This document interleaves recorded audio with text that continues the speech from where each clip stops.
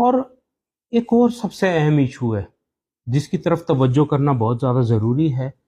मुंह खुर वो बीमारी है जिसकी वजह से पाकिस्तान की एक्सपोर्ट बंद है। दुनिया में बहुत सारे ममालिक ऐसे हैं जहाँ पे पाकिस्तान एक्सपोर्ट नहीं कर सकता। पाकिस्तान के पास इस वक्त सिर्फ मिडल ईस्ट की मार्केट है। तो बहुत ज़्यादा ज़रूरी है वो बीमारी जिससे जानवर नहीं मरता, किसान मरता है, वो है मुंह खुर की बीमारी। और मुंह खुर की बीमारी की जो बुनियाद है वो है पंजाब।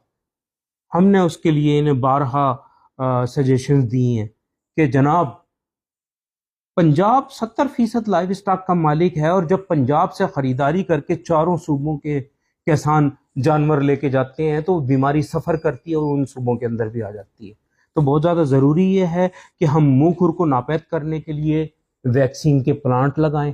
और जब तक वैक्सीन का प्लांट ना लगे तो आप उतनी डोजेज परचेज करके किसान को दें, या किसान भी पैसे दे के लेने को तैयार है। और जो पंजाब के दाखिली और खारजी दरवाजे हैं वहां से जो भी जानवर एंट्री ले या एग्जिट हो, उसकी वैक्सीन करके माल को चढ़ाया जाए।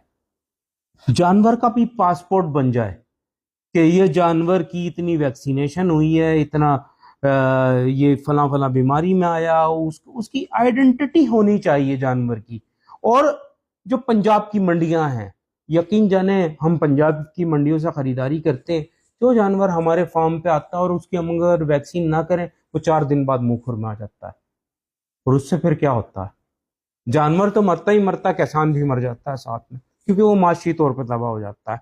तो बहुत ज्यादा जरूरी है कि महकमा लाइव स्टॉक पंजाब, महकमा लाइव स्टॉक सिंध, महकमा लाइव स्टॉक खैबर पख्तूनख्वा और बलोचिस्तान इस पर फौरी तौर पर तवज्जो करें और किसान को जिंदा रखने के लिए, इस बीमारी को और दीगर जो भी बीमारियां उन्हें दूर करने के लिए किसान को एजुकेट भी करें, वो वैक्सीन्स फराम करें